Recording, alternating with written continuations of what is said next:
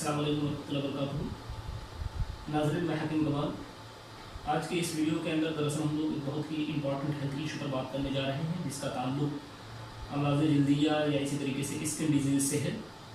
इसे हम वबा के नाम से या दाग के नाम से या इसी तरीके से रिंगवॉर्म इन्फेक्शन के नाम से या मेडिकल टर्मिनोलॉजी के अंदर पीनिया इन्फेक्शन के नाम से जानते हैं। नाज़रीन, जैसा कि हम सभी जानते हैं कि रिंगवॉर्म इन्फेक्शन आजकल ये पूरे हिंदुस्तान के लिए एक बहुत ही अहम मसला बना हुआ है। यानी जितने भी स्किन इन्फेक्शन हैं उसमें बहुत ज़्यादा कॉमन अगर हम कहें तो रिंगवॉर्म या जिसे आमतौर पर फंगल इन्फेक्शन के नाम से जानते हैं, तो ये रिंगवॉर्म का इन्फेक्शन बहुत ही ज़्यादा कॉमन हो चुका है। बल्कि अगर मैं ये कहूँ तो गलत नहीं होगा कि गोया कि इसने हमारे मुल्क हिंदुस्तान के अंदर एक वबा की सूरत अख्तियार कर ली है। और यही वजह है कि आप हिंदुस्तान के किसी भी कोने के अंदर चले जाएँ, आपको वहाँ कमोबेश दांत के मरीज़ ज़रूर मिलेंगे। ये और बात है कि जो हमारा नॉर्थ इंडिया है वहाँ पर इसका प्रेवलेंस साउथ इंडिया के मुकाबले में थोड़ा ज़्यादा पाया जाता है, लेकिन बिलाशुबहा दाद के मरीज़ आपको हिंदुस्तान के हर कोने के अंदर मिलेंगे। अब रहा सवाल ये कि दाद के असबाब क्या क्या हैं, यानी दाद की वजूहात की बुनियाद पर फैलता है या इसका कॉस्टिव ऑर्गेनिज्म क्या है। तो एलोपैथिक सिस्टम ऑफ मेडिसिन के अंदर दरअसल इसे फंगल इन्फेक्शन माना जाता है, जिसमें ट्राइकोफाइटॉन ग्रुप्स के जो डिफरेंट स्पीसीज़ होते हैं वो इन्फेक्ट करते हैं बॉडी को और उसकी वजह से ये बीमारी पैदा होती है। अगर मैं यूनानी की बात करूँ तो यूनानी के अंदर अगर देखा जाए तो अतिब्बा ने इसे अमराज़ खिलतिया के अंदर शुमार किया है, यानी ऐसी बीमारियाँ जो अखलाक की वजह से पैदा होती हैं या गैर तबी अखलाक की वजह से पैदा होती हैं। और इसमें ख़ास तौर पर दो तरह के अखलाक ज़िम्मेदार होते हैं, एक तो तेज़ और रकीक खिल्त और दूसरा गैर तबी सौदा।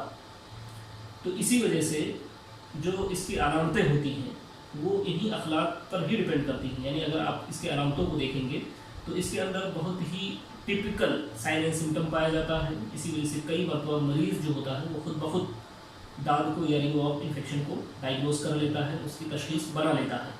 क्योंकि अगर इसके साइन पर अगर आप जाएंगे तो एक स्किन के ज़ाहिरी हिस्से पर एक रिंग नुमा, इसीलिए इसे रिंगवॉर्म भी कहा जाता है, एक रिंग नुमा रैश ज़ाहिर होता है, जिसके किनारे जो होते हैं वो उभारदार होते हैं, यानी इसके किनारे उभरे हुए होते हैं और जिसमें किसी कदर सुर्खी पाई जाती है। और उसका जो दरमियानी हिस्सा होता है ये बेसिकली क्लियर होता है। तो ये जो टिपिकल फीचर होता है दांत का, इससे ये आसानी के साथ डायग्नोस कर लिया जाता है। और इसके अंदर खारिश बहुत ज़्यादा पाई जाती है, ख़ासतौर पर ऐसा दांत जिसके अंदर तेज़ और रकीक खिल्त शामिल हो, खारिश बहुत ज़्यादा पाई जाएगी। और उसमें खुलाने के बाद वहाँ से एक तरह की रुतूबत का तरशुब भी होता है, खारिज भी होता है। इसी तरीके से अगर वो खिलते सौदा की बुनियाद पर अगर पैदा हुआ है तो ऐसी सूरत में वहाँ पर खुश्की पाई जाती है और थोड़ा जो जिल्द होता है वो स्याही माइल होता है और उसके अंदर खारिश निस्बतन कम होती है।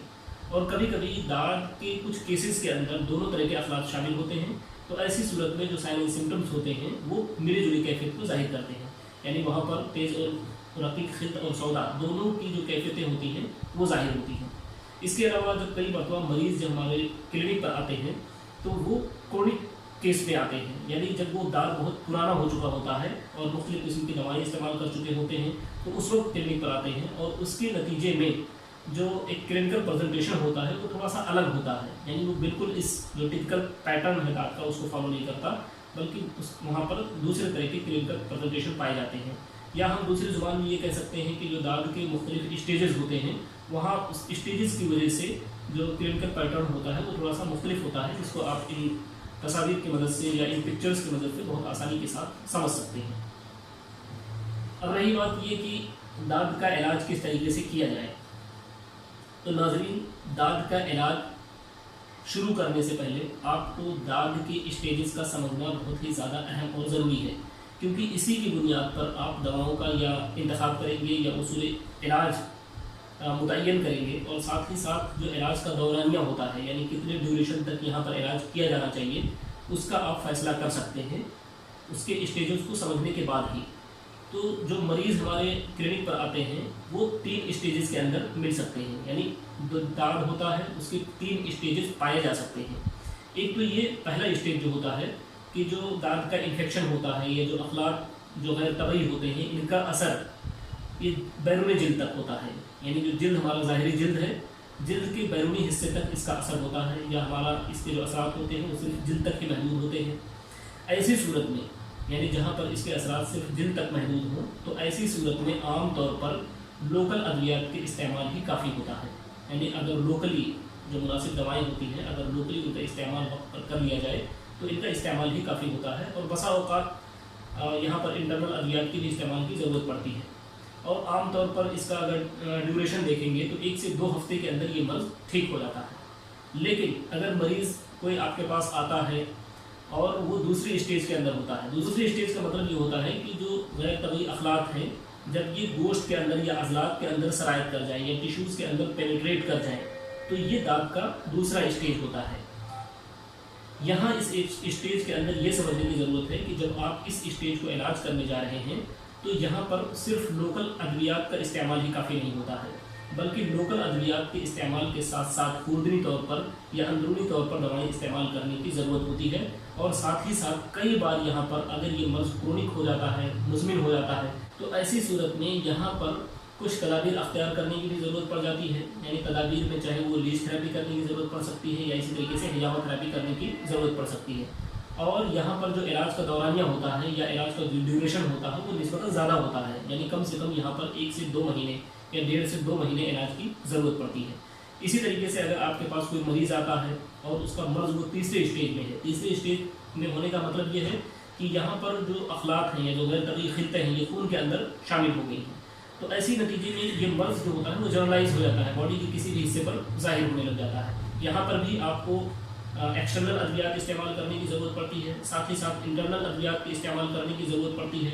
और यहाँ पर भी कुछ तदाबीर अख्तियार करने की ज़रूरत पड़ सकती है, जिसमें आपका हिजामा थेरेपी, फसद थेरेपी या इसी तरीके से लीच थेरेपी शामिल हो सकता है। यानी इन थेरेपीज़ में से कोई ना कोई एक थेरेपी ऑप्ट करने की ज़रूरत पड़ती है। और यहाँ पर जो इलाज का ड्यूरेशन होता है वो निस्बतन सेकंड स्टेज के मुकाबले में भी ज़्यादा होता है। यानी यहाँ आपको 2 से 3 महीना या बसा औक़ात उससे ज़्यादा भी इलाज करने की ज़रूरत पड़ सकती है। अब रही बात यह कि यूनानी के अंदर कौन सी अद्वियात इस्तेमाल किया जाए जो इसके अंदर बहुत ज़्यादा कारगर साबित हो।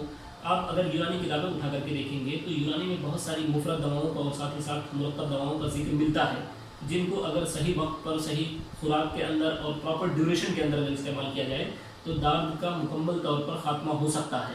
क्योंकि हम सभी जानते हैं कि आजकल मार्केट के अंदर ख़ासतौर पर एलोपैथिक सिस्टम ऑफ मेडिसिन के अंदर दाग का कोई बहुत अच्छा इलाज मौजूद नहीं है। बहुत सारे लोग जो एंटी फंगल दवाएँ इस्तेमाल की जाती हैं उससे बहुत ज़्यादा रेजिस्टेंसी डेवलप हो गई है, या इसी तरीके से लोकली जो एंटी फंगल दवाएँ इस्तेमाल की जाती हैं या कार्टिकोस्टेरॉइड्स क्रीम वगैरह जो इस्तेमाल किए जाते हैं उसके नतीजे में जो लोकल इम्यूनिटी जो वीक हो जाती है, तो इसकी वजह से बहुत अच्छा response modern system of medicine के अंदर नहीं मिलता है। और यही वजह है कि दाग के केसेस बहुत तेज़ी के साथ बढ़ रहे हैं, उसका कोई कंट्रोल नहीं हो पा रहा है। तो हमारे मतब के अंदर अगर हम कहें तो बहुत सारे ऐसे मरीज़ आते हैं जो सालों साल या कई कई महीने से स्टेरॉइड इस्तेमाल कर चुके होते हैं, कई कई महीने से उन्होंने एंटी फंगल दवाओं का इस्तेमाल किया, लेकिन इसके बावजूद उन पर कोई असर नहीं आया। यानी वक्ती तौर पर कभी कभी ये मर्ज़ ठीक होता है और दोबारा फिर ये उठ कर आता है, दोबारा फिर से ये रियकर होता है। तो इसलिए अगर आप देखेंगे कि मॉडर्न सिस्टम ऑफ मेडिसिन के अंदर इसका बहुत अच्छा इलाज मौजूद नहीं है। बहुत सारे केसेस ठीक भी होते हैं, लेकिन बहुत सारे केसेस के अंदर कोई ख़ास फ़ायदा नहीं होता है। लेकिन यूनानी दवाओं को अगर आप प्रॉपर मिक़दार में, प्रॉपर ड्यूरेशन के साथ और सही तजवीज़ के साथ अगर आप इस्तेमाल करते हैं तो इंशाअल्लाह इससे खातिर खा फ़ायदा ज़रूर होता है। यहाँ पर एक चीज़ समझने की ज़रूरत यह है कि अगर आपके पास दाग का कोई मरीज़ आता है और वो सेकंड या थर्ड स्टेज में होता है और अगर वहाँ पर मादा बहुत ज़्यादा है तो यहाँ पर तनकिया की ज़रूरत पड़ती है। यानी मुंजिल और मुसहिल देने की ज़रूरत पड़ सकती है मादे के एतबार से। यानी तेज़ और रफ़ीक़ खिल्त है तो उसका तनकिया किया जाए, या इसी तरीके से अगर खिल्त सौदा उसके अंदर शामिल है तो इनका मुंजिल और मुसहिल देकर के इसका तनकिया कर लिया जाए, तो यहाँ पर बहुत ही बेहतरीन नताइज सामने आते हैं। यूनानी में जो मुफरदात दवाएँ जिनका बहुत अच्छा रोल हो सकता है इस केस के अंदर, उसमें एक तुस्मे परवाड़ है। तुस्मे परवाड़ एक बेहतरीन दवा है। अगर आप इसका इस्तेमाल लोकली और इंटरनली करते हैं तो इसके बेहतरीन नताइज सामने आते हैं। इसी तरीके से नुक़्ल शाहतरा जो तकरीबन 7 या 8 अज्जा पर मुश्तमिल है, नुक़्ल शाहतरा का नुस्खा आप देख सकते हैं, वो भी इस मर्ज़ के अंदर बहुत ही लाजवाब असर पेश करता है। इसके अलावा यूनानी के अंदर लोकली अगर आप देखें कि अगर मर्ज़ के इब्तदाई दर्जे में है तो ऐसी सूरत में उस जगह को खुजला करके वहाँ पर अगर सिर्फ आपके नींबू का इस्तेमाल किया जाए या नींबू के रस का इस्तेमाल किया जाए तो ये भी काफ़ी होता है। इसके अलावा लोकली अगर आप चाहें तो कुछ नुस्खे नोट कर लें, जिसमें राल है, गंधक आमला सार है, या इसी तरीके से अजवाइन खुरासानी है, सीमाब है। अगर इनका आप बारीक पाउडर कर लें, बारीक पाउडर करने के बाद इसे रोहन जर्द के हमरा अगर मकामी तौर पर इस्तेमाल करते हैं तो इससे कई मरतबा दाग जड़ से ख़त्म हो जाता है। इसके अलावा रोहन गंदुम है, इसका इस्तेमाल भी इसके अंदर बहुत ही ज़्यादा कारगर साबित होता है। हम लोग अपने मतब पर अगर मैं बताऊँ कि हमारे मतब पर हमने एक दवा तैयार कर रखी है जिसको हमने सफ़ूफ़ शाहतरा का नाम दिया है। सफ़ूफ़ शाहतरा ये दाद की किसी भी किस्म के अंदर, यानी चाहे वो दाद तेज़ और रफ़ी खिल्त की वजह से हो या इसी तरीके से खिल्त सौदा की वजह से हो या फिर दोनों की शमूलियत की वजह से हो, क्योंकि इसके अंदर हमने ऐसे अज्जा को शामिल किया है जो हर तरह के दाद के अंदर बहुत ही ज़्यादा मुआविन हो सकता है। तो इसका अगर हम इस्तेमाल करते हैं तो ये भी बहुत ज़्यादा मुफीद और कारगर साबित होता है। इसी तरह हमने एक मरहम तैयार किया जिसको हमने मरहम अजीब का नाम दिया है। ये मरहम भी बहुत ही ज़्यादा इफेक्टिव है, इसको हम इस्तेमाल करते आ रहे हैं और शुरू मतलब से ही हमने इस नुस्खे को 12 मरीज़ों को दिया है और तकरीबन सैकड़ों मरीज़ या हज़ारों मरीज़ों ने इससे फ़ायदा उठाया और उससे बहुत ही बेहतरीन नतीजे सामने आते हैं। तो आप इसका इस्तेमाल भी कर सकते हैं। या इसके अलावा जो यूनानी के अंदर दीगर अद्वियात हैं, चाहे वो रिफल शाहतरा है, माजून उशबा है, शरबत मुरक्कब मुसफ़ी खून है, या इसी तरीके से माजून नजा है क्रोनिक केसेस के अंदर ख़ास तौर पर, या इसके अलावा अर्क मुरक्कब मुसफ़ी खून, शरबत उन्नाब, शरबत नीलोफर या शरबत संदल और इस तरह की दीगर जो मुआब्बिर और मुसफ़ी अद्वियात हैं, आप इनका इस्तेमाल करके खातिर खार इंशाअल्लाह फ़ायदा हासिल कर सकते हैं। लोकली तौर पर यूनानी के जो क्लासिकल किताबों के अंदर मरहम कूबा है या मरहम खारिज जदीद है, आप इसका इस्तेमाल भी कर सकते हैं। तो दोस्तों, ये दाद के ताल्लुक़ से कुछ मुख्तसर सी मालूमात थी जिसको मैंने आपके सामने शेयर किया। उम्मीद कि आपको ये पसंद आएगा और आपके लिए फ़ायदेमंद भी साबित होगा। अब आखिर में आपसे गुजारिश है कि अगर आपको किसी भी तरह का कोई डाउट है या कोई परेशानी है तो आप कमेंट बॉक्स में जाकर के ज़रूर कमेंट करिए, इंशाअल्लाह आपको रिप्लाई किया जाएगा। शुक्रिया, जज़ाकल्लाहु खैर। अस्सलामु अलैकुम व रहमतुल्लाहि व बरकातुहू।